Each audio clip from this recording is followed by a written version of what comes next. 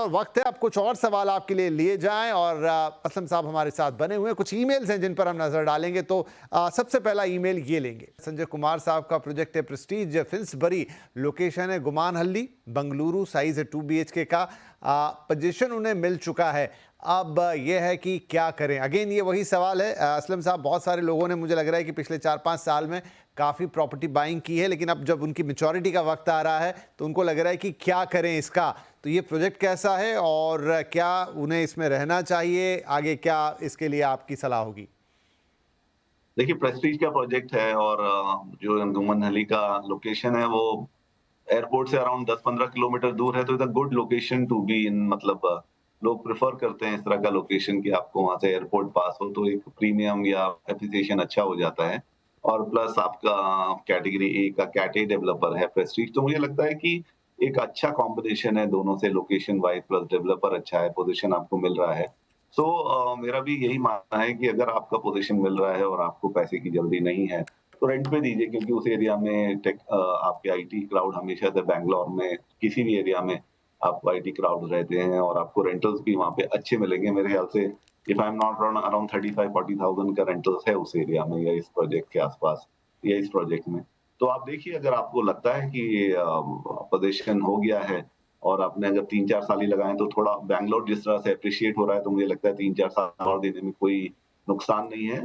बनिस्बत आपके अगर वो रेंटल पे भी चला जाता है फ्लैट, तो फिर उसके बाद आप उसको बेचिए, तो आपको मुझे लगता है और एप्रिसिएशन होगा, क्योंकि जो डेवलपमेंट हो रहा है बैंगलोर में वो टुवर्ड्स एयरपोर्ट काफ़ी हो रहा है और जो कनेक्टिविटी है एयरपोर्ट से या एयरपोर्ट के आस-पास के एरिया से टू द सेंट्रल बैंगलोर या अदर पार्ट्स ऑफ बैंगलोर, वो भी इम्प्रूव होता जा रहा है। तो मुझे लगता है फ्यूचर अच्छा है।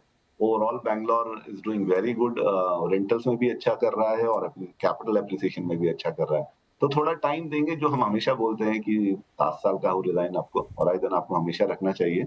लेकिन ऑल ऑन यू, अगर आपको लगता है निकलना है तो उसको, और कोई अच्छी अपॉर्चुनिटी आपको मिल रही है, तो आप डेफिनिटली निकल सकते हैं और कहीं और इन्वेस्ट कर सकते हैं। तो असलम साहब, क्योंकि बहुत सवाल आज ऐसे आ गए जहां पर निवेश है, कोई 3 साल का, कोई 5 साल का। हालांकि बहुत कुछ निर्भर करता है कि प्रॉपर्टी क्या है और लोकेशन क्या है, लेकिन फिर भी कोई थंब रूल जिसमें आप आज की तारीख में, जैसे हम अक्सर अब कह कि पिछले कई सालों से कह रहे हैं, पहले 5 साल का बेंचमार्क होता था, अब 10 साल हम बोलने लगे कि कितने साल एक प्रॉपर्टी में अगर निवेश किया तो एटलीस्ट इतना तो रुक जाइए। ऐसा मुझे लग रहा है कि लोग लग रहा है कि बस ये मिल गया और मैं इसमें बेच दूं इसे।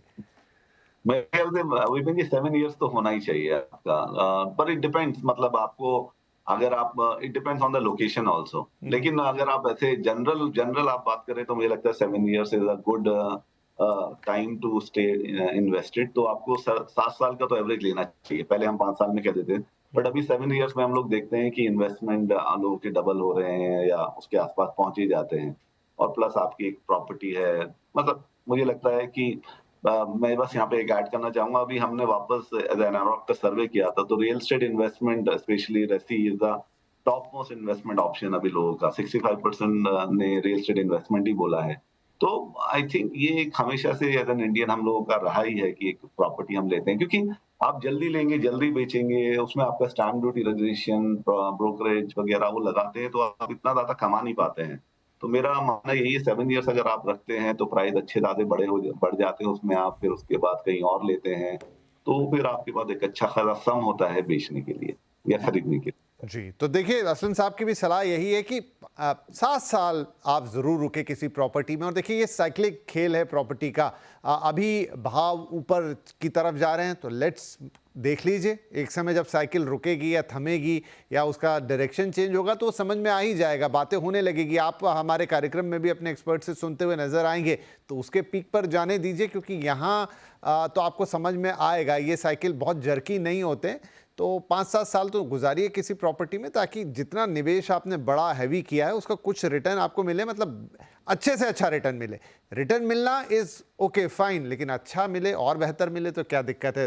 तो कम से कम 7 साल ज़रूर गुजारिए, और फिर जब लगे कि अब ट्रेंड थम रहा है, थोड़ा सुस्त हो रहा है मार्केट, तो आपको अपने आप समझ में आएगा कि चलो अब निकाल देते हैं। हाँ, किसी को पैसे की तुरंत ज़रूरत है तो बात अलग है। आगे बढ़ जाते हैं, एक और ईमेल है हमारे पास और ये है राहुल साहब का, पुणे से आया है सर, और ये सुझाव चाहते हैं एक प्रोजेक्ट पर, लोकेशन है नवी मुंबई और ये एयरपोर्ट के पास की जगह है, 1 BHK है, लेकिन प्राइस 1.25 करोड़ रुपए। ये थोड़ा देखने वाली बात होगी। अंडर कंस्ट्रक्शन या रेडी 1 BHK कौन से इलाके में लेना चाहिए और अच्छा रेंटल और कैपिटल एप्रिसिएशन वो चाहते हैं, तो क्या सलाह होगी सर? और 1 BHK मतलब क्या इस समय 1.25 करोड़ के भाव चल रहे हैं वहाँ पे, या इन्होंने थोड़ा बजट अपना बढ़ा के लिखा है? मुझे लगता है बढ़ा के लिखा है। 1 BHK 1 करोड़ तो नहीं पहुँचा है अभी भी उधर, और मुझे लगता है इनका बजट है ये। तो सर आपका तो 1 करोड़ में या 1.25 करोड़ में 2 BHK भी आ जाएगा, अगर आप थोड़ा प्रॉपरली इस पे काम करेंगे। और पनवेल में आप एयरपोर्ट के पास लेना चाहते हैं, पनवेल में लेना चाहते हैं तो एयरपोर्ट डेफिनिटली हम लोग देख ही रहे हैं, एक्सपेक्टेड है कि इस साल के एंड तक आ ही जाएगा, स्टार्ट हो जाएगा। सो और पूना और मुंबई के बीच में एक मिसिंग लिंक जो है वो भी बन जाएगा। तो मुझे लगता है ये ओवरऑल एरिया में काफ़ी एप्रिसिएशन और काफ़ी फ्यूचर बहुत पॉजिटिव है इस एरिया का। और उसी तरह से जो प्लानिंग है महाराष्ट्र गवर्नमेंट की पूरा नैना एरिया को डेवलप करने के लिए, तो आने वाले 10 साल इज़ वेरी गुड इस एरिया में, और आज की डेट में एंटर करना इज़ आल्सो वेरी गुड। सो मुझे लगता है कि जो अटल सेतु के आस-पास जो प्रोजेक्ट्स हैं, या पनवेल में, या फिर आप एयरपोर्ट के पास काफ़ी नवी मुंबई बेस्ड डेवलपर्स के काफ़ी प्रोजेक्ट्स हैं उस एरिया में। चाहे अरिहंत हो, चाहे साई ग्रुप हो, चाहे प्रोविजियो ग्रुप हो, इन सब में काफ़ी अच्छे-अच्छे प्रोजेक्ट बना रहे हैं और इनके फ्यूचर प्लानिंग भी काफ़ी अच्छे हैं। तो अगर आपका बजट अच्छा है तो मुझे लगता है आपको एडवांटेज लेना चाहिए। इधर आप, अगर आपको 1 BHK आपको 2 लेने हैं क्योंकि आप इन्वेस्टमेंट में कर रहे हैं, तो आपके बजट में वो भी हो सकता है, और वो हमेशा काम करता है क्योंकि आपका पैसा स्प्लिट हो जाता है। तो लिक्विड मनी आपके पास हमेशा है कि लेट्स से आपको कभी ज़रूरत है तो आप एक 1 BHK बेच दीजिए, एक 1 BHK रखिए। अगर आप इन्वेस्टमेंट के लिए रखें तो मेरी ये सलाह रहेगी कि 2 BHK जाने की जगह 1 BHK 2 1 BHK ले लीजिए, या फिर आप 2 BHK भी ले सकते हैं अगर आप वैसा चाहते हैं। लेकिन वो एरिया अभी काफ़ी पॉजिटिव है हम उस पूरे एरिया को लेकर, और आने वाले 7-8 साल 10 साल उस एरिया में बहुत अच्छे जाने वाले हैं, तो आप डेफिनिटली इन्वेस्ट कर सकते हैं। चलिए बढ़िया है, तो आप ज़रूर से इन्वेस्ट करें। बहुत बहुत आपको शुभकामनाएं हमारी तरफ से। और ये भी एक बहुत अच्छा सुझाव है असलम साहब का कि आप 2 ले लीजिए, अगर आपका बजट ज़्यादा है, वो भी एक तरीका रहता है, ताकि आपको मतलब लिक्विडिटी, आप एक निकालें, थोड़ा लिक्विड हो जाएं, एक रखें, उसे अप्रिसिएशन के लिए इंतज़ार करें, तो ये भी एक अच्छी अप्रोच हो सकती है अगर आप प्योरली इन्वेस्टमेंट के पॉइंट ऑफ व्यू से सोच रहे हैं और आपके पास एक अच्छा बजट है तो। राइट जी, ये राहुल साहब के लिए सलाह हो गई और इसी के साथ वक्त हो गया।